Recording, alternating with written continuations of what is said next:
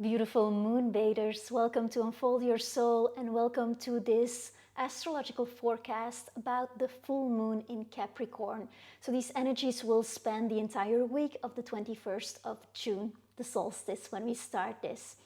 Capricorn is a word we heard a lot in 2020 because there was quite some energy there. So this full moon will be reflective of that energy.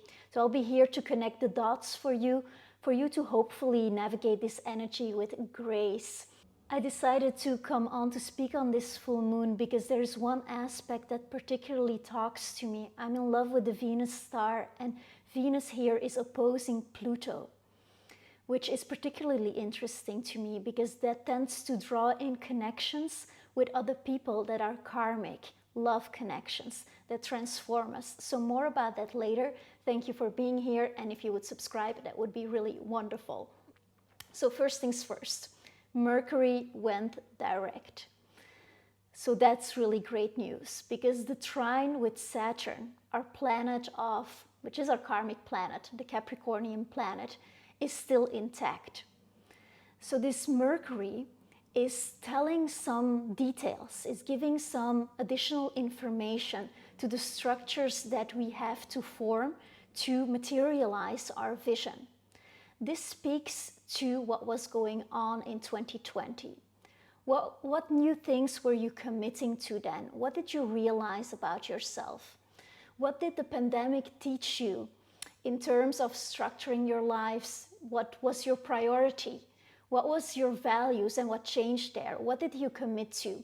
And I have a sense that now that Mercury is direct, our thinking can align with the projects. Our thinking can align with the structures that we need to fulfill our vision. And it's kind of that moment where our sense of responsibility and our sense of proportion, giving things its right time, will align with the thoughts we have about it. And that's always great. So it's a point of integration.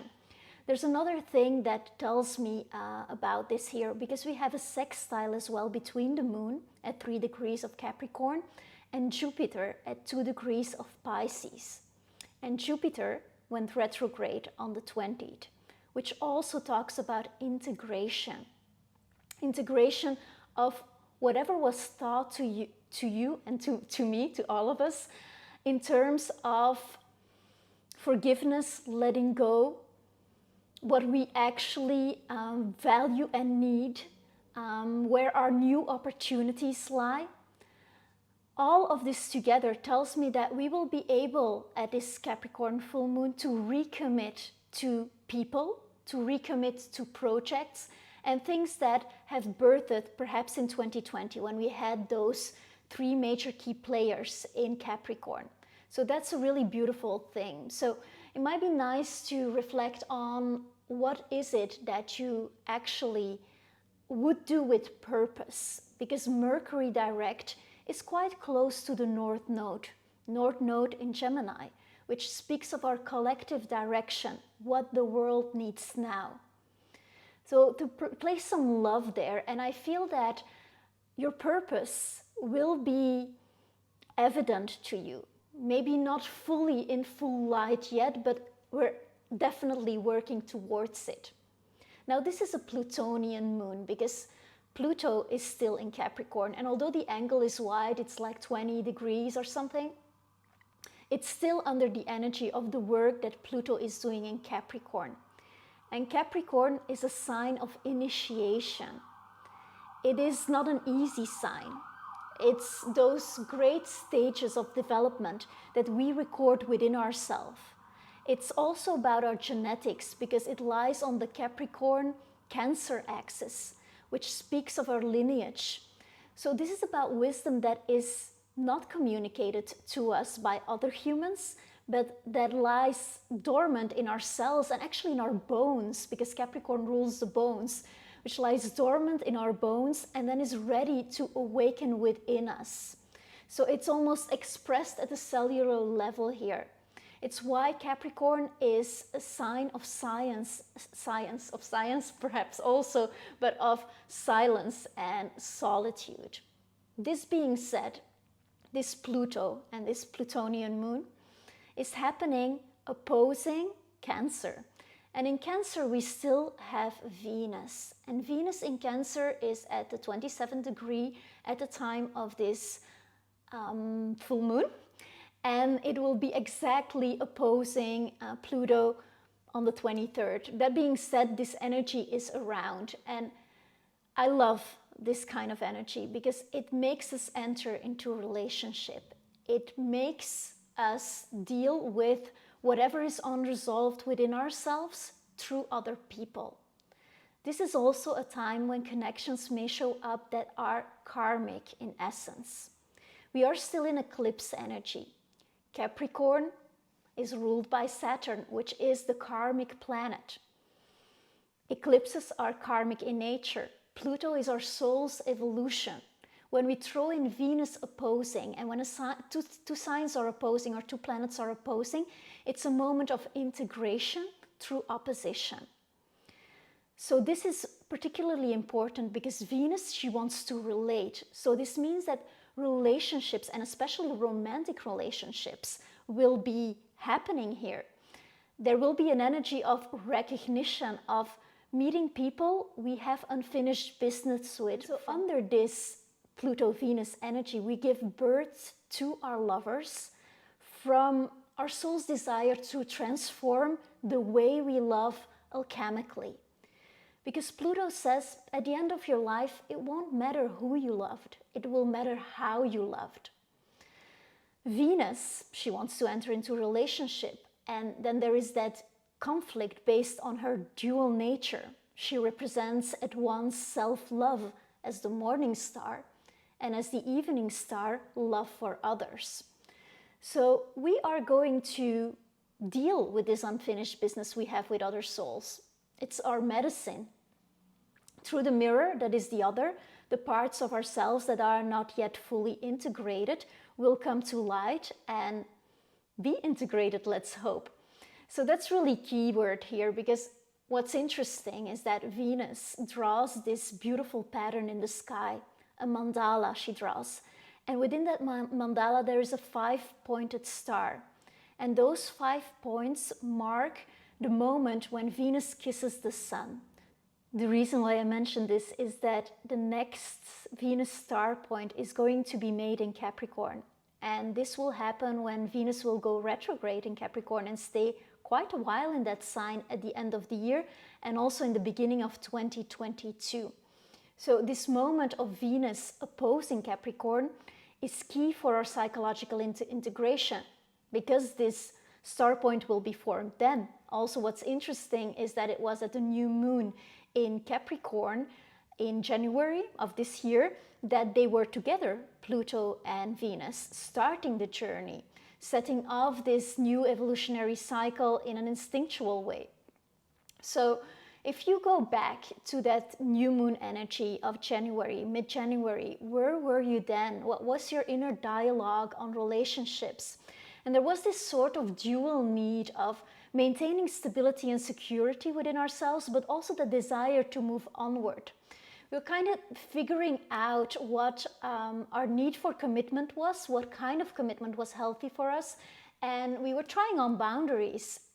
Ruled by Saturn, Venus will, in the new star point, ask for a mature love. It will be a completely different story than in Gemini. When Venus meets a Saturnian energy, there is this energy of building true love. And a pigeon just landed on my balcony. I love that. So the message is that this current opposition of Venus and Pluto asks that we enter into a social context, in relationship, in order to continue the evolutionary development and the building up to the star point that was set in motion in January 2021. I'm including these dates so you can actually look at your own trajectory, at how you felt then, what was on the menu then, and how you are dealing with it now, and how it does materialize now. Because with this energy of karmic connections, and when I say karmic, it's not a bad thing. It's kind of the glue that makes us want to enter into a relationship, and through which we can see like, oh, wow, I've grown so much, or this is where my fear lies. And if we choose love above fear, karma makes us feel that necessity to construct with someone and to put in the effort. And that's really where the past and the future can come together and shake hands. Venus in Cancer, let's talk a bit more about that. So in Cancer, Venus feels deeply. She also remembers the past. Cancer is the portal into incarnation. It's where we obtain a body and where we have the need to feel held and protected by our mothers. It's the embryonic experience as well. So there is some sense of need and attachment with that as well. And Pluto opposing this Venus will bring in relationships that through their death or through their birth are going to challenge us at a core level. So this comes with, yes, dark night of the soul stuff, but also with this kind of opportunity, because underneath it all, there is an inexplicable togetherness and this mysterious, undeniable recognition. And these karmic connections, they can really be a lighthouse shining a torch on where we are at and in our personal love revolution. There is a karmic glue that sticks it together, but it's asking us, like, how do you love now? And these boundaries that we were setting in place since the Venus star point was made in Gemini, which was May, June 2020, are they still in place and are they reasonable? Are they loving? Also, vulnerability is a theme that comes up with this Capricorn full moon, because we have Leo asserting itself with Mars there. And Leo is the heart, it's romance. Venus is making her way up there, so that energy is only going to amplify when they connect there. It's erotic, and it is, with this karmic notion, very interesting. So can we be vulnerable and emotionally sovereign at the same time? Also, this energy can come with a furious storm in our hearts. Can we also maybe just be grateful to be able to feel all that? Because in Cancer, Venus feels deeply, and that's what she is teaching us, that it's okay to feel so deeply. Every Plutonian experience is about the water, is about deeply feeling, and love goes soul. Venus is still building the Gemini archetype, the twins, talking, speaking, correct human relationships. How do we relate to one another? How do we love one another? How do we experience our togetherness? And we just had a solar eclipse in the sign of Gemini. The next full moon in Gemini will happen on the 19th of December, and this ties in beautifully with this Venus star point that I'm making, because Venus will be conjunct Pluto at that moment. So there will be the harvest of whatever is set in motion as well at this solar eclipse. So this will all beautifully come together. Then Venus will go retrograde in the sign of Capricorn, make the new star point, and get on a whole new endeavor where she will climb a mountain, have a great glass of wine on top of it, and hopefully be a big success. So the question remains here, this growth that we experience within ourselves, this alchemical love revolution, can we experience it only through pain and loss, or can we learn how to experience this through well-being and through abundance? And the beauty is that Jupiter is sextiling this moon. So Jupiter in Pisces is teaching us forgiveness, letting go, unconditional love, all of these beautiful concepts, and just went retrograde. So it's great we can integrate what we have already learned there. What is truly lovable and progressive about this is that we have this trine of Mercury direct with Saturn, the ruling planet of this full moon. And then yes, this karmic opposition is happening, but if we express our vulnerability, our personality with purpose, and we express it creatively, North Node in Gemini, this full moon can really be a victory of vulnerability, where The furious storm of instant karmic recognition is harmonized by our maturity, is given shelter by the growth and understanding of our souls, that this is all part of evolution. So a sense of proportion, correct effort towards our goals, focused on the goal and choosing the heart, that's the medicine for this full moon. I will add in the description box some forecast for each sign, so that's a little gift for you. I want to thank you for being here, of course. Thank you for subscribing. That really helps the channel forward.